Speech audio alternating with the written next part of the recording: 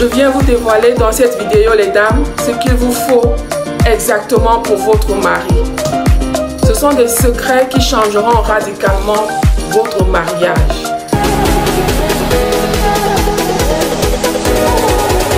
Salut à tous et à toutes et bienvenue sur ma chaîne L'amour en abondance.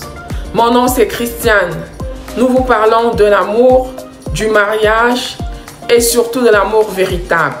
Nous vous apprenons à aimer, comment aimer véritablement votre partenaire. Vous ne vous êtes donc pas trompé d'endroit. Asseyez-vous et écoutez-moi avec une très grande attention et vous ne serez pas déçus, mais au contraire, vous en sortirez très affermis pour votre mariage ou pour votre futur mariage. Aujourd'hui, nous allons parler d'une question que beaucoup d'entre vous se posent. Comment renforcer l'amour et la connexion avec votre mari? Je tiens d'abord à souligner que les mariages sont différents et que chaque personne est aussi unique. Il est donc important pour vous de connaître en profondeur votre partenaire, à savoir votre mari ou votre fiancé. Il y a des hommes qui ont un caractère assez doux, d'autres ont un caractère fort. La gestion du mariage dans l'un des cas et dans l'autre sera différente. Je vais partager avec vous quelques conseils qui peuvent vous aider à cultiver une relation solide et surtout aimante. Abonnez-vous si ce n'est pas encore fait. Appuyez sur la notification afin d'être alerté à chaque fois que nous publions un nouveau contenu sur la chaîne. Comme conseil numéro 1, je vous dirais, les chères dames, d'avoir une communication ouverte avec votre mari. On n'en reparlera jamais assez sur la chaîne. La base de tout mariage solide est la communication ouverte et honnête. Prenez le temps de parler avec votre mari de vos sentiments. Dites-lui tout ce que vous pouvez ressentir sans rien retenir. Exprimez-le, mais avec beaucoup de douceur, les dames. Ne l'insultez pas. Parlez pas de la violence verbale ou des insultes, ou encore moins du mépris à l'endroit de votre mari. Parlez-lui le plus calmement possible. Il vous écoutera. Si vous êtes frustré, si vous êtes heureuse, parlez-en avec votre mari. Ensemble, essayez de trouver des solutions, les chères dames. Parlez-lui de vos aspirations. Je voudrais, par exemple, investir dans tel ou tel domaine. J'aimerais qu'on voyage de plus souvent ensemble. On ait toujours nos moments chéris. Et je voudrais vous parler de tout. Ayez de la complicité entre vous. Soyez de véritables amis. Entre amis, il n'y a pas de cachotterie. Entre amis, on est ouvert. Ne vous retenez pas, les chères dames. Soyez vraiment ouvertes et authentiques. Parlez-lui de votre idéal pour l'éducation des enfants. Parlez-lui de vos préoccupations, par exemple. J'aimerais que certaines choses changent, chérie, s'il te plaît. J'aimerais, s'il te plaît, chérie, que tu rentres à la maison un peu plus tôt que d'habitude. Cela me fera énormément plaisir. Dites-lui même, parlez-lui des comportements des enfants dans la journée. Des comportements des enfants quand ils n'étaient pas là. Peut-être les enfants se sont mal comportés. Discutez-en avec votre mari. Ne criez pas sur lui. Parlez-lui le plus calmement possible. Et cela va permettre que la communication entre vous soit beaucoup plus fluide de jour en jour. Trouvez des stratégies ensemble, les chères dames. Sachez dire à votre mari tout ce que vous avez sur le cœur. Mais faites-le avec beaucoup de douceur et beaucoup d'amour. Prenez le temps de l'écouter aussi parce qu'il en a besoin. Écoutez-le avec beaucoup d'attention. Et la communication vous permettra de construire une compréhension mutuelle entre vous et renforcera automatiquement les liens entre vous deux. En créant cette communication le plus souvent, vous serez de plus en plus complices et vous serez de plus en plus complémentaires. Vous réglerez plus facilement vos malentendus et chez vous, les disputes n'existeront quasiment plus parce que vous avez appris à vous parler en adulte, en mari et femme. Comme conseil numéro 2, je vous conseillerais de comprendre ses besoins et ses... Les chères amoureuses, si vous voulez séduire votre mari ou garder votre mari pour vous, soyez très attentionnés. Lorsqu'il parle, écoutez-le. Même si vous n'avez pas du temps, créez du temps pour lui. Créer du temps, c'est aussi une preuve vivante de l'amour. C'est une preuve que vous tenez à lui. Lorsque votre mari veut s'exprimer à son tour, je vous suggère, je vous prie les chères dames, écoutez-le attentivement. Prêtez attention à tout ce qu'il dit. Essayez de rectifier ce qui ne va pas. Ce qui est bien, améliorez-le encore. Essayez de les corriger pour devenir une meilleure personne. Tout ce que votre mari peut vous reprocher, ne le rejetez surtout pas. Quand il vous reproche, acceptez, même si cela vous fait mal, acceptez-le. Et ainsi, je vous assure, personne ne pourra briser votre mariage parce que vous avez su faire asseoir la communication et surtout tirer des profits de cette communication. Il ne s'agit pas juste de communiquer, mais qu'est-ce que je tire de cette communication? Mon mari m'a reproché de X, de Y, alors j'accepte les reproches de mon mari et je change à l'avenir. Mon mari sera content de moi, mon mari sera satisfait et alors notre mariage s'enracinera davantage et vous trouverez plus de valeur aux yeux de votre mari. En changeant, vous allez bâtir un mariage solide. Même si votre mari va dehors, il reviendra parce qu'il sait qu'il a une femme qui est coopérante. Elle sait communiquer, elle sait accepter des reproches et elle essaie de changer. Il y a des femmes qui n'acceptent pas le reproche et c'est très dangereux. Les hommes, ils vous parlent et à un moment donné, ils ne parleront plus. Et quand un homme se renferme, ça devient très dangereux. Il n'est plus là. Il est déjà parti. Votre homme est déjà parti. Alors les dames, faites très attention. Communiquez, c'est vrai. Dites ce que vous pensez, c'est vrai. Mais écoutez très attentivement votre époux. Prenez en considération toutes ces remontrances et devenez une meilleure version de vous-même. Et surtout, les chères dames, évitez de répéter vos conversations à l'extérieur. Vos conversations doivent rester intimes. Si vous parlez, c'est avec des personnes, je dis bien de confiance, ou une personne de confiance qui ne vous trahira pas du jour au lendemain. Donc, évitez de parler à n'importe qui concerne votre mariage, de ce qui concerne vos problèmes, des conversations avec votre mari. Évitez de le répéter. Gardez-le pour vous, les dames, s'il vous plaît.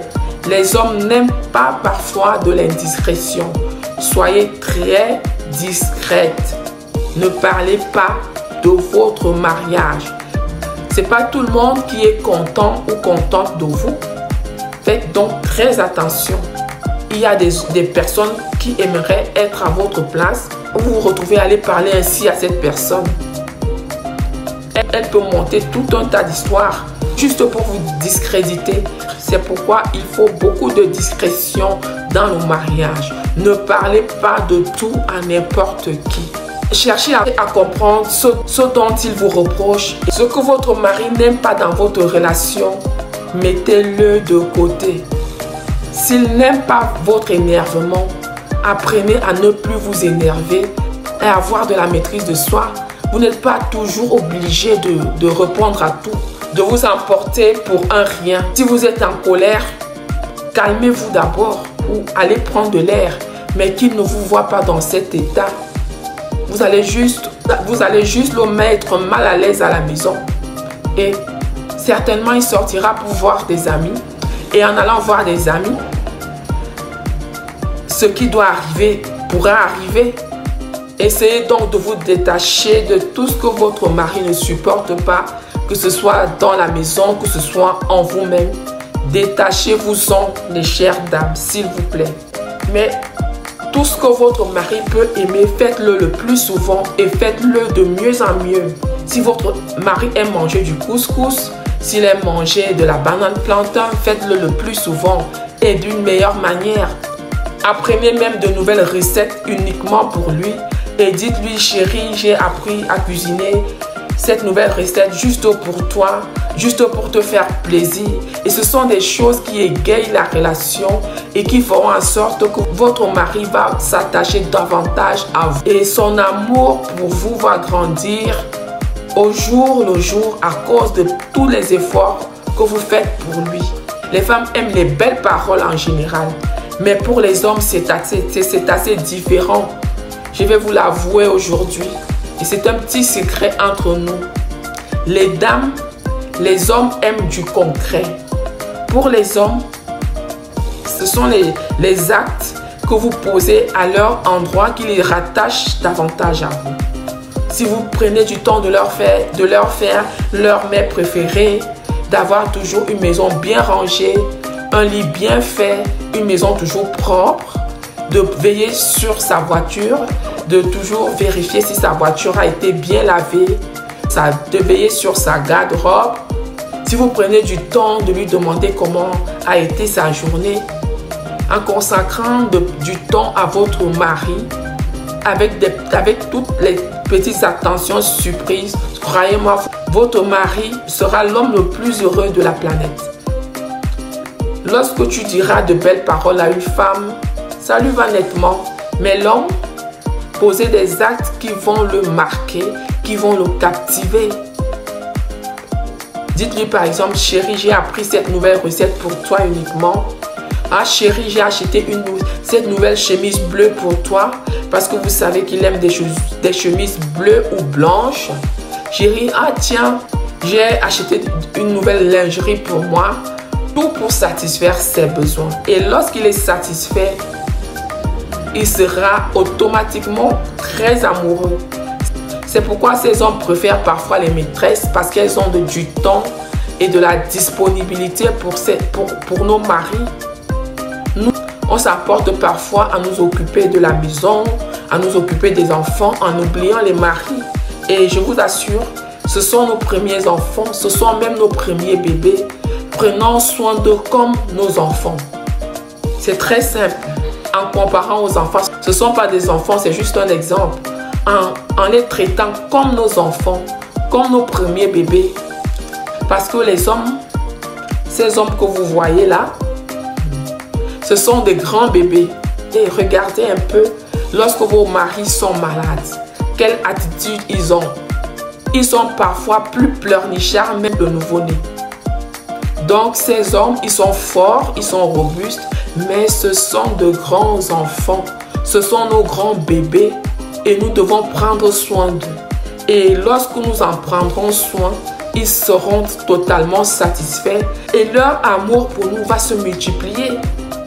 Découvrez donc vos maris en profondeur et satisfaisez-les. Et je vous assure, ils n'auront Dieu que pour vous.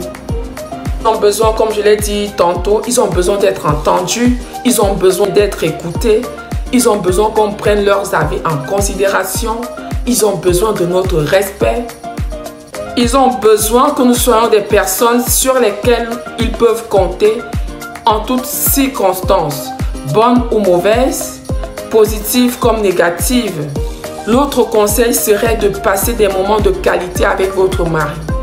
Créez toujours des moments ensemble. Cela est très capital pour votre mariage. Ayez vos moments de promenade. Faites parfois la cuisine ensemble. Regardez vos films ensemble. Et organisez constamment des conversations en tête à tête. Rassurez-vous toujours d'avoir des petits moments à deux. Conseil 6. Apprenez à travailler en équipe avec votre mari. Abordez tous les défis de la vie comme une équipe, qu'il s'agisse des problèmes familiaux, des décisions financières ou des projets à long terme. Cette collaboration renforce votre confiance et montre que vous êtes là l'un pour l'autre, peu importe la situation. Quand vous êtes mariés, les dames, ne faites rien sans votre mari. Parlez-lui de toutes vos différentes entreprises. Soutenez-vous mutuellement. Éduquez les enfants ensemble. Investissez ensemble. Si vous avez de nombreux projets, réalisez-les ensemble. Et cela va automatiquement unir vos liens davantage et créer davantage de la complicité entre vous en tant que couple. Les chères dames, cultivez l'amour et la connexion dans votre mariage. C'est du temps, de l'effort et de la compréhension mutuelle. N'oubliez pas que chaque relation est unique. Ne comparez jamais votre mari à un autre ou votre mariage à un autre. Arrêtez-vous sur le vôtre et bâtissez-le de la plus belle des manières pour parvenir à un mariage satisfaisant. Chaque mariage nécessite toujours du travail. Ne vous dites pas que le mariage du voisin est parfait.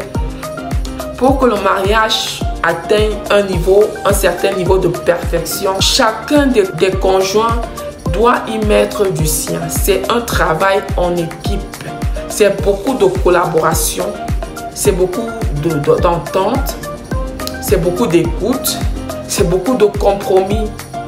C'est pourquoi je vous invite à regarder nos précédentes vidéos qui vous parlent du compromis dans le mariage, de la gestion des finances dans le mariage, qui vous parlent de comment être une bonne épouse. Et ceci vous aidera à bâtir de mieux en mieux votre mariage, les chères dames. J'espère que vous avez été satisfaits. Dites-nous comment ça se passe avec votre mari. Est-ce que vous communiquez avec lui? Est-ce que vous lui montrez de l'amour? Est-ce que vous avez un petit nom pour lui? Est-ce que vous écoutez les reproches de votre mari pour les améliorer afin d'avoir un mariage plus épanoui?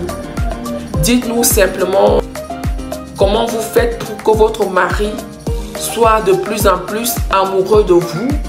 Comment vous faites pour garder l'équilibre et l'harmonie entre vous? Est-ce que vous êtes aux petits soins ou vous êtes des femmes querelleuses, des femmes qui ne supportent pas les reproches, des femmes qui n'écoutent pas les avis, qui aiment tout simplement faire, qui ne pensent qu'à leurs propres intérêts? Parlez-nous de vos expériences, suggérez et nous serons ravis de les connaître et de vous répondre en commentaire. Et je vous invite encore à vous abonner, à partager au maximum afin d'en faire bénéficier plusieurs couples. On se dit à la vidéo prochaine.